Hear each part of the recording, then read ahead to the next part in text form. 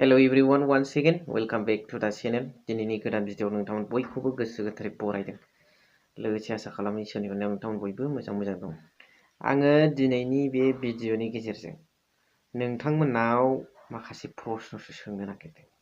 प्रश्नआ जाहैबाय मोनसे सावरायलांगोन, बेनि गेजेराव प्रश्न सोंलांगोन जे दुलाराय बर' फरायसा आफादाव थानानै सासे बेक्तिया जेब्लासिम समाज सिबिगोन, जाथिनि थाखाय गावखौ सेक्रिफाइस खालामबाय थागोन, अब्लासिमाव बै बेक्तिया राजखान्थियारि माखासे जेंनाफोरजों बा राजखान्थियारि मोगा-मोगिजों बा राजखान्थियारि दलफोरजों खुनु जेबो सोमोन्दो गैयै सोद्रोम थानाय जायो। ইয়াত মানে রাজনীতি দলৰ লগত সম্পৰ্ক নথকা হিচাপে যাই থকাটো আমি দেখিবলৈ পাইছোঁ আমাৰ সমাজত। কিন্তু जेब्ला बै दुलाराय बर' फरायसा आफादनिफ्राय मोनसे समावथ' ओंखारबोयो नालाय हाबा थाबा जानानै, दा बेवहाय दुलाराय बर' फरायसा आफादनिफ्राय ओंखारबोयोब्ला बेयो बबेबा मोनसे राजनैतिक हान्जायाव हाबो, जिखुनु गावनि खोथा। According to Indian constitution and fundamental rights आरो गावनि हिउमेन राइट्स बादियै मोनफ्रोमबो बुस्थुखौनो गावनि गोसो बादि चुज खालामनो हानाय जोंहा मोन्थाय दंखायो।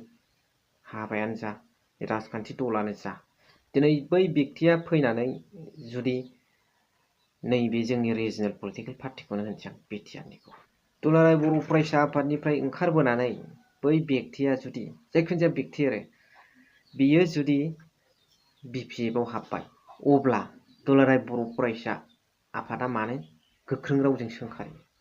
बे प्रश्न। ना आंनि मोन्दांथियाव बिपिएफआव हाबनाय लोगो लोगो बिपिएफनि मट'आ एबसुनि मट'जों मिलाया। एबसुनि हान्थिनाय लामानि मोनफ्रोमबो बिथिङाव बिपिएफआ हेंथाबादि जायो, बा बिपिएफनि राजखान्थियारि हान्थिनाय लामायाव एबसुआ हेंथाबादि जायो, ना बिथांमोनजों लिडारजों लिडार सुखुलाया, ना मट'फ्रा गोरोबलाया।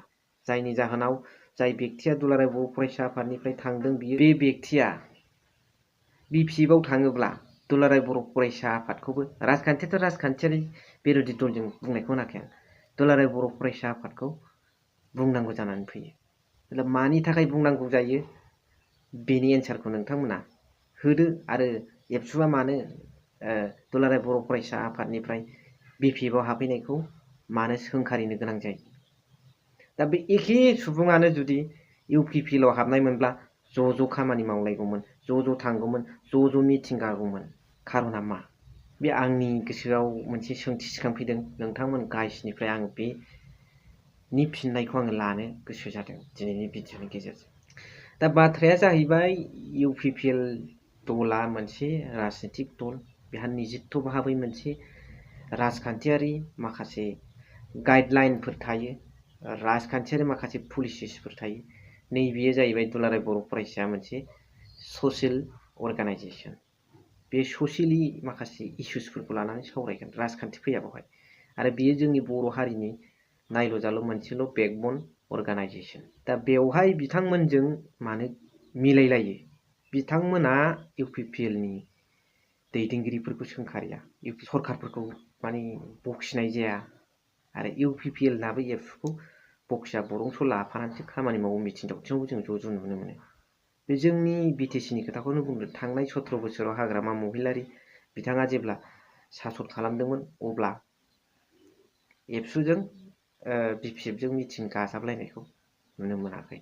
नाथाय नैबे खेथ्रआव सान्थि सुक्तिनि थाखायसो, बिटिआर एग्रिमेन्टनि थाखायसो, एबसुआबो साइन होनायनि थाखायसो ना मा, आं बेखौ मिथिला।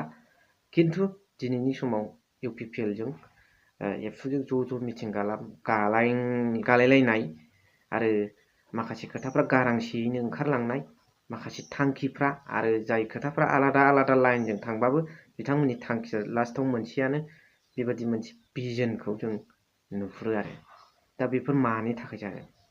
एखे सासे सुबुंखौनो, दुलाराय बर' फरायसा आफादनिफ्राय थांनाय सासे बेक्तिखौनो बिपिएफआव थाङोबा बेजों गाजाबनो हाया।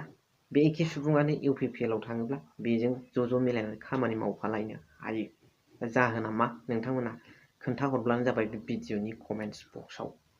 बेफोर जाहोनफोरा दुलाराय बर' फरायसा आफादनि मुगा बाय मुगा लिडारफोरनि सायाव सोनारो, ना बिथांमोननि माखासे हाबा मावनायनि खान्थिनि सायाव सोनारो बेखौ आं बुंनो रोंला। दिनै जोङो नुनो मोनदों बबेबा मिथिं दावथिंफ्राव राजखान्थिनियानो जा UPPLजों एबसुजों ज' हाबा मावलायनाय। दिनै एबसुनि माखासे कनफारेन्सफ्रावबो UPPLनि दैदेनगिरिफ्रा EM-GM फ्रा फैनानै बाहागो लाफैनाय। हयथ' बेवहाय मोनसे खोथा साननो हागौ रायजो राजाफ्रा, EM-GM फ्रा थाखा फैसा गोनां नालाय, पावार गोनां नालाय, बिसोर फैसा होनो हानाय, डनेसन बादि होनो हानायनि थाखाय बिथांमोनखौ लेंहरदों। नाथाय BPFआवबो दि दासिम MCLA जानाय दङ, बिथांमोनाबो फिसा पेकेजफोरखौ होनो हायो, बिथांमोनखौबो लेंहरजायो। आरो बेनि अनगायैबो सिगांनि जेखिनि सरकार BPF सरकार BTC आव BPF थानाय समावबो बिथांमोना कनफारेन्सफ्राव BPF खौ लेंहरखायाखै। जानो हागौ UPPLखौ नेबाय थादोंमोन। दा नोंथांमोना मा सानो बिनि सायाव बेफोरखौ मोजां थरलि भाबै आंनो खोन्थाहरबानो जाबाय। नाथाय नैबे खोथाया सैथो, मोनसे समाव दुलाराय बर' फरायसा आफाद होनोब्ला दिनै दिल्ली बादियाव थोर गियोमोन मोनसे समाव। आसाम बादियाव थोर गियोमोन बिथांमोननि माखासे नन भायलेन्सजों जाबादि सोमावसारनानै दिन्थिदों बेखौ नुनानै। दिनैनि समाव मा बिथांमोनखौ दिनै गिला, इसिबां गोथौयैबो सोमावसारनो हाहैला। बिथांमोनखौ सिनस्रि बुफायनाय बादि जाबाय। दा खोथाथाय खोथा बुंनो थाङोब्ला जुदि बिटिआर गभर्नमेन्टनि गेजेरजों दुलाराय बर' फरायसा आफादा सिनस्रि बायनाय बादि जाबायब्ला जेबो इनिसियेटिभफोरखौ लानो हाया आरो माखासे गोख्रों जाथिनि सार्थ'आव हाबा मावनो सोमावग्लुंनाय गोदोनि एबसु बादि हाबा मावनो जुदि आख' फाख' जाबायब्ला बेफोरबादि सुक्तिखौ ब्रेक खालामनानै गोदान मोनसे बड'लेण्ड न'खर सोरजिनायनि थाखाय आवगायबोदो, बयबो मदद होगोन। दा आंनि भिउआ बेनो। नोंथांमोना मा सानो कमेन्ट्सनि गेजेरजों फोरमायहरबानो जाबाय। भिडिअखौ एसेखिनियावनो दोनथ'बाय। Thank you for वाचिं।